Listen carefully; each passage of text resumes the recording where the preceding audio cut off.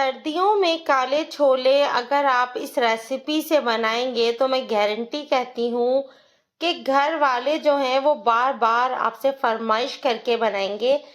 सर्दियों में सबसे ज़्यादा मज़े के जो लगते हैं वो काले छोले लगते हैं। काले छोले की चाट इतनी मुनफरिद और मज़ेदार बनती है कि जब आप इसे एक दफ़ा बना लें तो आपका बार बार खाने का दिल चाहता है। रेसिपी की तरफ चलते हैं। बिस्मिल्लाहिर्रहमानिर्रहीम। अस्सलाम वालेकुम। यहाँ पर हमने ऑयल लिया तकरीबन 2 टेबलस्पून और इसमें प्याज ऐड कर दी। प्याज बिल्कुल चॉप करके और उसका पानी निकाल कर हमने ऐड की है। कुछ टिप्स ऐसे हैं जब आप इस्तेमाल करेंगे तो आप खुद देखेंगे कि आपके खानों का जायका बिल्कुल थोड़ा सा अलग हो गया और रूटीन के खानों से चेंज हो गया, और वही चेंज जो जायका होगा ना घर वालों को अट्रैक्ट करेगा। कुटा हुआ यहाँ अदरक और लहसुन इस्तेमाल किया है। पिसा हुआ जो फ्रिज में रखा होता है वो इस्तेमाल नहीं किया, बिल्कुल ताज़ा कूट के हमने यहाँ इस्तेमाल किया है। जब प्याज हल्की सी सौते हो गई तो अदरक लहसुन डालकर उस वक्त तक भूनेंगे जब तक यहाँ प्यारी सी खुशबू ना आनी शुरू हो जाए अदरक लहसुन की। इसके बाद हम यहाँ 12 से 15 अदद कड़ी पत्ता डालकर इसको फ्राई करेंगे। कड़ी पत्ते की भी खुशबू बहुत ज़बरदस्त होती है और जिस वक्त आप किसी भी चीज़ में डाल दें तो इसका फ्लेवर दुगना हो जाता है। रेसिपी बहुत ज़बरदस्त है। रेसिपी में अंत तक साथ रहिएगा और देखते रहिएगा कि ये रेसिपी हमने कैसे तैयार की। उस वक्त तक इसको हम फ्राई करेंगे जब तक इसका कलर प्याज का चेंज नहीं हो जाता। थोड़ा थोड़ा कलर चेंज होना शुरू हुआ। अब हमने क्या किया, 1/2 टीस्पून कश्मीरी लाल मिर्च डाल दी और 1/2 टीस्पून भुना कुटा धनिया था वो ऐड कर कर इसको पकाना शुरू कर दिया।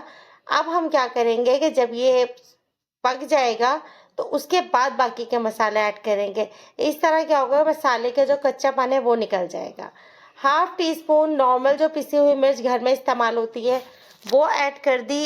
ऐड करने के बाद इसमें हम 2 टीस्पून सॉल्ट ऐड कर देंगे। सॉल्ट ऐड करने के बाद भी हम इसको मिक्स करते रहेंगे ताकि मसाला हमारा नीचे से चिपक ना जाए, जल ना जाए।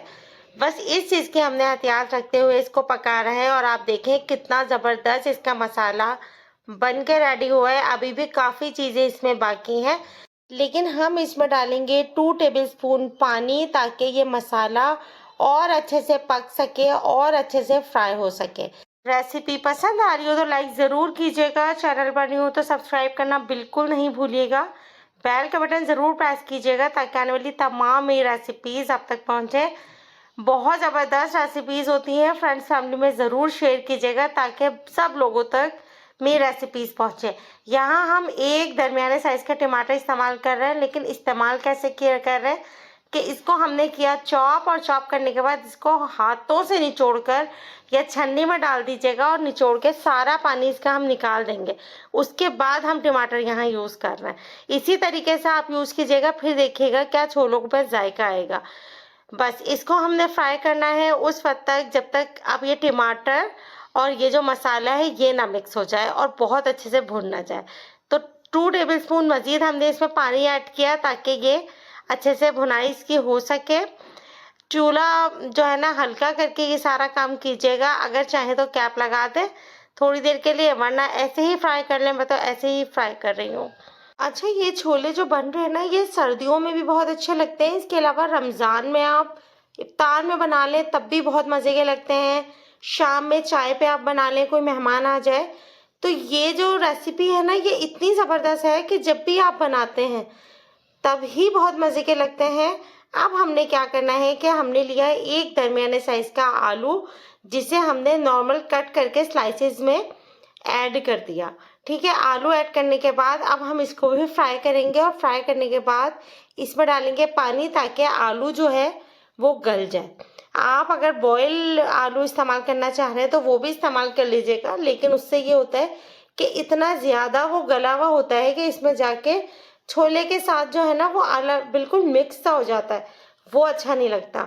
तो इस तरह से आप डालेंगे ना तो आप देखिएगा कि आपके जो आलू है ना ये अपनी ही शेप पे रहेंगे और बिल्कुल ठीक रहेंगे। तो बस इस चीज़ का थोड़ा सा ख्याल रखते हुए डाल दीजिएगा। आलू चेक ज़रूर कर लीजिएगा। अगर आलू सख्त हुए ना तो वो आखिर तक फिर सख्त रह जाएंगे छोलों में, फिर वो खाते वक्त अच्छे नहीं लगेंगे, इसलिए चेक करना बहुत ज़रूरी है। देखें आलू हमारे गल चुके हैं और कितने अच्छे से गल गए हैं। अब हम इसमें डाल देंगे छोले। छोले जो मैंने बॉईल किए थे तो उसमें नमक बिल्कुल भी ऐड नहीं किया था। ये देखिए आलू तो गल चुके हैं। अगर आपने छोलों में नमक डाल के बॉईल किया है तो पकाते वक्त आप हस्बे जायका नमक डालिएगा। मैंने नमक 2 टीस्पून डाला था, इसलिए ज़्यादा डाला था क्योंकि हमारे छोले बिल्कुल फीके हैं, इसमें नमक नहीं है।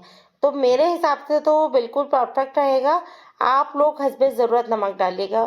कहीं ऐसा ना हो कि आप लोग ज़्यादा ही डाल दें और छोले जो है ना वो काफ़ी ज़्यादा नमकीन हो जाए। ये देखिए अब हम इनको करेंगे फ्राई। फ्राई करने से पहले इसमें हम हरा धनिया डालेंगे। हरा धनिया ज़्यादा से ऐड कीजिएगा, बहुत अच्छा लगता है हरा धनिया। हरी मिर्चें अगर आपको अच्छे लगते हैं तो ऐड कीजिए, वरना नहीं। मैं हरी मिर्चें नहीं डाल रही हूँ। अगर आपको पसंद है तो आप इसी वक्त ही हरे धनिया के साथ ही डाल लीजिएगा। बस अब हम इसको उस वक्त तक फ्राई करेंगे जब तक ये जो थोड़ा थोड़ा सा पानी हमें नज़र आ रहा है ना, ये ख़त्म ना हो जाए। इसकी भुनाई इस वक्त हम इतने अच्छे तरीके से करेंगे कि जितना भी मसाला है वो छोलों पे लग जाए। अब हम इसमें डाल देंगे 1 टीस्पून इमली। 1 टीस्पून इमली थी और 1 टेबलस्पून पानी था। भिगो के छान के मैंने यहाँ ऐड कर दिया है। इस तरीके से डालेंगे तो तकरीबन 1 टेबलस्पून इमली का पानी आपके पास होगा। बस अब हम इसको उस वक्त तक पकाएंगे कि इमली का पानी भी छोलों में खुश्क हो जाए। इतने चटपटे मज़ेदार करारे छोले बनके तैयार होते हैं, जिस वक्त आप खाते हैं मज़ा ही आ जाता है। और पापड़ के साथ तो इसका कॉम्बिनेशन इतना ज़बरदस्त लगता है कि आपका हाथ रोकना मुश्किल हो जाएगा। जिस वक्त आप ये बन जाए ना, फिर आप देखिएगा कितने लजीज लगते हैं और आपका हाथ रुकता ही नहीं है। और जो भी इसको खाता है वो तारीफ के बगैर आपकी रह ही नहीं सकता, क्योंकि ये लगते ही बहुत मज़ेदार हैं। घर का बच्चा बड़ा बूढ़ा सबके लिए बेस्ट है। इसमें कोई चीज़ ऐसी डली ही नहीं है, इससे ज़्यादा खट्टा हो जाए या ज़्यादा नमकीन हो जाए या ज़्यादा मिर्चें हो जाए, हर चीज़ बैलेंस होगी।